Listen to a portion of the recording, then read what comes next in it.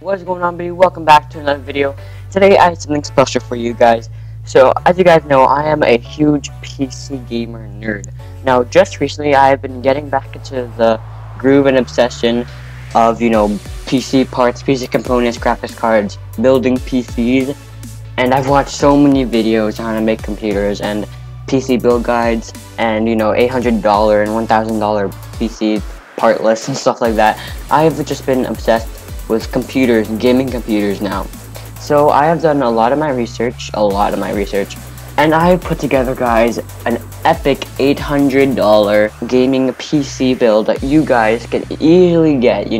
I will make a video soon on how to earn money easily as like a kid or teenager if you don't have a job. But this $800 PC can max out any of your AAA titles nowadays and play a little bit of 1440p gaming too, and also it is just a great PC build for its $800 price tag. Basically, you can max out games and play over 60 FPS at 1080p, and at 1440p you can play over 60 FPS at a mixture of high, medium, and ultra settings.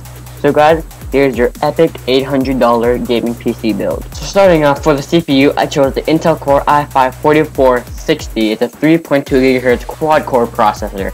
Now, I chose this processor because most games really need 4 physical cores to handle, and the Intel i5-4460 is a great quad-core processor. Now, the 3.2 GHz might be a little bit, but mind you, it can easily keep up and handle with the graphics card that I will be choosing. It is 4 cores, which is good. It is not overclockable, which might be a bad thing, but honestly, you probably wouldn't want to do a lot of overclocking. Unless you do, then you might want to invest in like an i5 or that's 4670K or something. But for now, this is a 3.2 GHz processor, but this is a really good processor for its price of only $176. So yeah, that's pretty good, and this will not, bottleneck the GPU or however you want to say it, and it's really good for its price tag. For the motherboard, I got the Gigabyte GTX970M. It is a micro ATX LGA 1150 socket motherboard. That's a mouthful to say. It is the sorry if you didn't understand it. It is the LGA 1150 socket, and that of course is compatible with this GPU. It is a pretty good motherboard. I chose an $85 motherboard, which you might want to spend a little more on your motherboard if you want to have more features and stuff. But for this build, a micro ATX motherboard is just enough, and this is going to give you, I think, up to 32 gigabytes of memory. That's the maximum, and of course, it has some pretty good features. It looks pretty cool. I mean, you can see the picture up here. But yeah, that is the motherboard I chose. Gigabyte is known for making pretty good motherboards, so $85, pretty good deal. For the RAM, I chose G.Skill Ripjaws X Series, 8GB and 2 4GB DIMMs. It is DDR3 at 16 MHz memory. 16 MHz is perfectly fine, and also 8GB is just it is just the norm for PC gaming these days. 4GB is cutting it a little bit short, and 16GB can be a little overkill.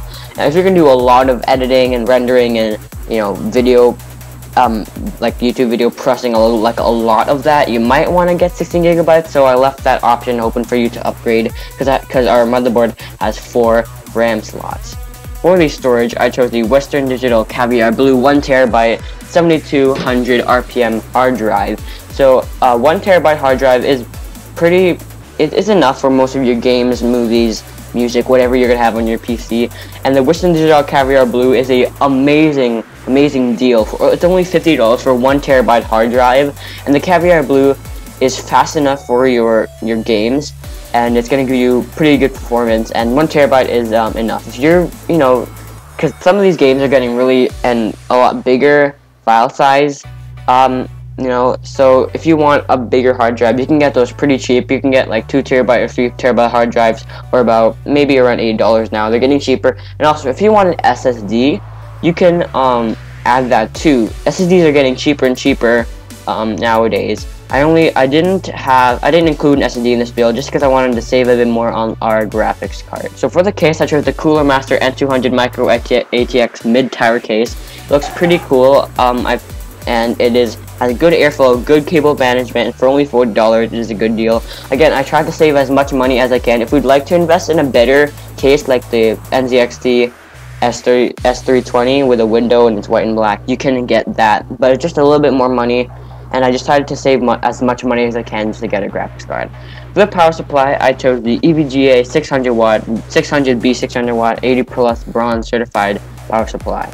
So it is a really great power supply. It is really reliable. It was on tier 3 on Tom's Hardware power supply tiering system thingy, and it is only $51. So that is a pretty good deal. 600 watts is plenty enough for our system here, and it can easily handle it. And EVGA is a really good power supply brand too, so good job EVGA. That is our power supply. I chose just a simple LG DVD CD optical drive because you don't even really need an optical drive. It was like, if we would like to save around $20 there, you can easily take out the optical drive if you don't really need it. If you want to install Windows 8, and I did not factor the cost of Windows 8 of your operating system on here, so I'm really sorry. If you would like to add Windows 8.1 or Windows 10, that would be maybe about $80 to $100 more. Or if you have an old Windows 8 disk just lying around, or just old Windows just lying around, you can just use that for free. You can save some money there, about $100. And last but not least, our video card. I chose the EVGA GeForce GTX 970 4GB, well, 3.5 gigabytes, ACX 2.0 video card. So this card is really great. This is the meat and potatoes of the system. This is what will get you your maxed out games at more than 60 FPS at 1080p. So on Battlefield 4 in 1080p on maxed out settings, you can expect around 70 and higher frames on this amazing graphics card. The 970 is one of the best price to performance ratio graphics cards out there.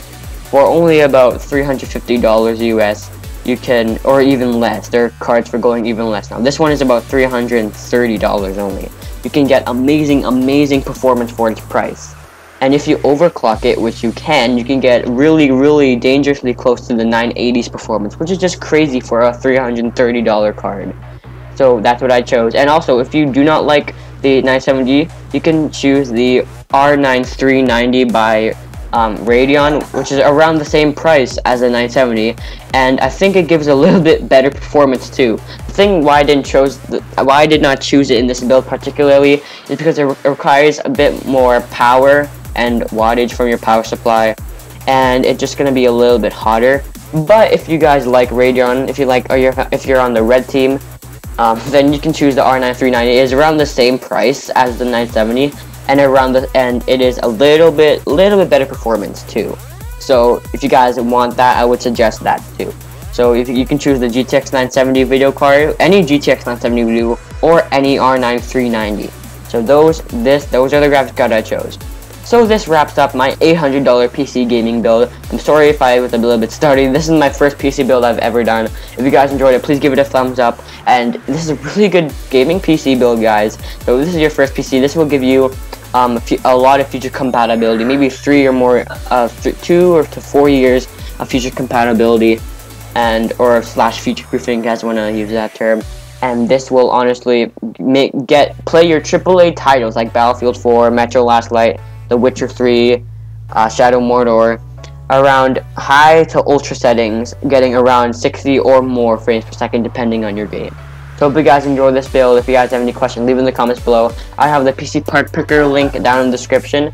And also, thank you guys so much for watching. I'll see you all in the next video. Peace out.